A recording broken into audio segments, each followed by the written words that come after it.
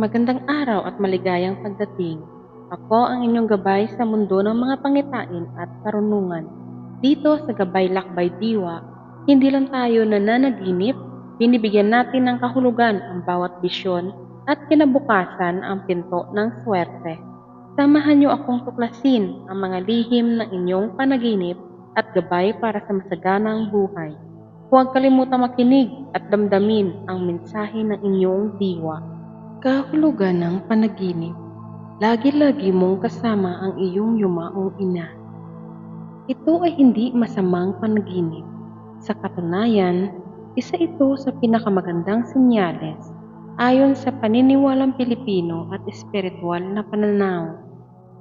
Pangunahing kahulugan, bantay at gabay. Ibig sabihin ay hindi ka pinababayaan. Nasa tabi mo siya bilang anghel o gabay. Nagbabantay, nagbibigay ng lakas, at nag-iingat sa iyo mula sa kapahamakan.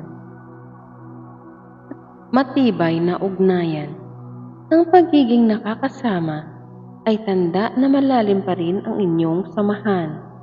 Hindi naputol ang pagmamahal, nanatili siyang bahagi ng iyong buhay at kaluluwa. Kapanatagan. Kapag payapa at maayos ang pakiramdam mo habang kasama siya, ibig sabihin, ligtas ka, may pagpapala, at nasa mabuting kalagayan ang kanyang kaluluwa. Pangangailangan sa gabay.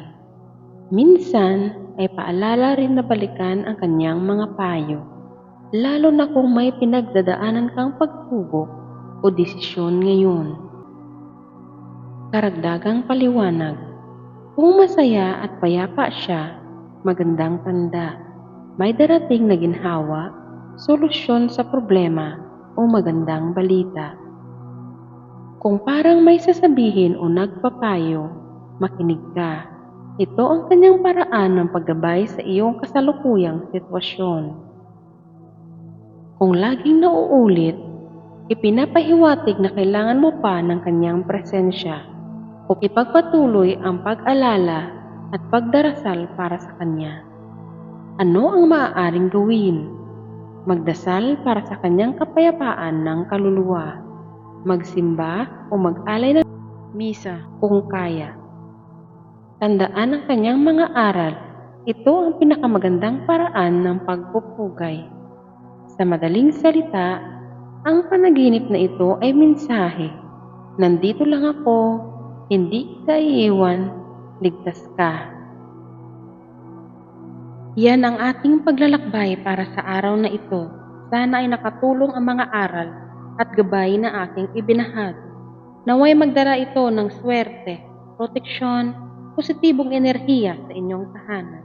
Kung nagustuhan nyo ang aking content, huwag kalimutang mag-like, mag-share at mag-subscribe para lagi kayong updated. Muli, ako ang inyong gabay. Hanggang sa muli nating paglalakbay, ingat po tayong lahat.